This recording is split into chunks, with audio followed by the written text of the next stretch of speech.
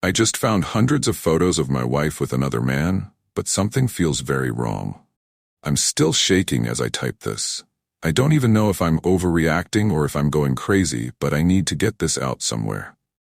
My wife and I have been married for 4 years. We met in college, dated for 3 years, and everything has been pretty much perfect, or at least I thought it was. She's a professional photographer, and I work in IT. We have a good life together in Boston. Yesterday, I was setting up our new cloud backup system. I'm paranoid about losing photos after my old hard drive crashed, and I was going through her photography folders to make sure everything was copying correctly. That's when I found a folder labeled JM Sessions 2023-2024. My stomach dropped when I opened it. Hundreds of photos. My wife with another man. They were at restaurants, parks, even vacation spots I'd never seen. In some, they were holding hands. In others, kissing. The most recent ones were dated just last week. But here's where it gets weird. Really weird.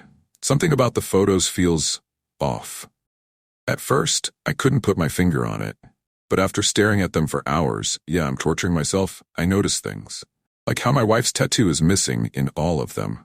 The small compass she got on her wrist 2 years ago. Or how her hair is parted on the wrong side in every single shot. The strangest part? In some photos, they're at places I know we've been together. Like this cafe in Provence we visited last month. But in her photos with him, the cafe's sign is blue instead of green, and the awning has stripes when I swear it was solid. I haven't confronted her yet. She's at a work event tonight. Yeah, I know how that sounds, but she's been texting me normally all evening. I've checked her Instagram, Facebook, everything. There's no trace of this guy. None of these photos have ever been posted anywhere. I'm sitting here in our home office, staring at these photos, and I feel like I'm losing my mind. Am I just trying to find excuses? Am I in denial? Or is something else going on here? She'll be home in a few hours. I don't know what to do. Edit. Thank you for all the responses. A lot of you are suggesting I check the metadata on the photos. I'm working on that now. And yes, I took screenshots of everything. Update. Things have gotten so much stranger since my last post. I stayed up all night looking at those photos and I found more inconsistencies. In every single image, the timestamp shows 11:11, regardless of whether it's clearly day or night in the photo. The metadata is corrupted. My software can't read it properly. When my wife came home last night, I couldn't bring myself to confront her. She was exactly as she always is. Kissed me hello, told me about her evening photographing a wedding, with details that checked out when I looked up the venue, and fell asleep cuddled against me like nothing was wrong. This morning, I decided to do some digging. I reverse image searched some of the photos. Nothing came up, but Google's facial recognition suggested similar images. What I found chilled me to the bone. The man in the photos? I found his obituary.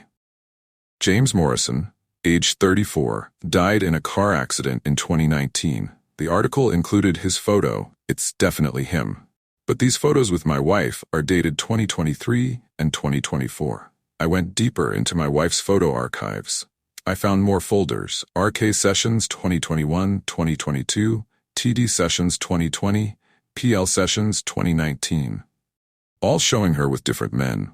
All with the same inconsistencies. All the men, when I searched them up, were dead before the photos were supposedly taken. I'm heading to her studio right now. She keeps her main equipment and hard drives there. I have a key. We'll update when I can. Final update. I understand everything now. At her studio, I found her private workspace in the back room. The walls were covered with photos, hundreds of them. But these were different from the ones I found. These showed the men alive in their original timelines. News clippings about their deaths were pinned next to them. In the center of it all was a strange camera setup I'd never seen before. Ancient-looking, with symbols etched into the metal.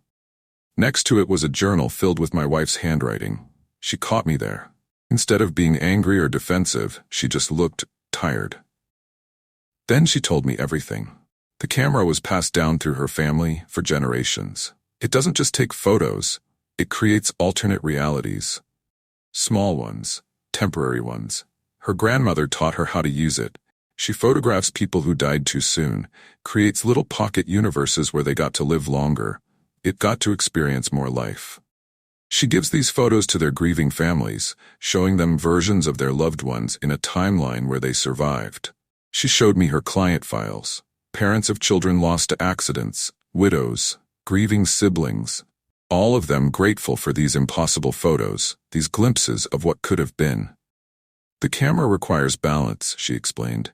To create these moments, it needs to capture real connections. That's why I appear in them. I become their friend, their confidant, sometimes more. But it's not real, not in our timeline. It's just echoes of possibilities. She's not cheating. She's something between a grief counselor and a miracle worker.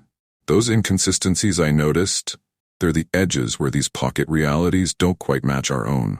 The timestamps, the missing tattoo, places where the camera's magic can't perfectly recreate our world. I've spent the last week processing this, watching her work. She let me sit in on a session with a mother whose daughter died of cancer last year. I watched her create a beautiful afternoon in the park that never happened, but somehow also did. I saw the mother's face when she received the photos. My wife has already decided this post will be her last job. She says the camera takes a toll. You can't spend so much time with echoes of the dead without it affecting you. She's training her apprentice now, another photographer who lost someone too soon. As for me, I'm still adjusting. Sometimes I catch her looking at the old photos, the ones of people she helped. She says she remembers every moment in those alternate timelines, carries them with her like bittersweet dreams. Our relationship is different now, but stronger. I understand why she kept this secret, and I understand the weight she's been carrying. She's not unfaithful. She's just someone who found a way to give people one last gift from their loved ones. To everyone who suggested hiring a PI or setting up surveillance, I'm glad I didn't. Sometimes the truth is stranger than our worst fears. This will be my final update. My wife needs to finish her last session, and then we're locking the camera away. Some forms of magic, no matter how beautiful, aren't meant to last forever.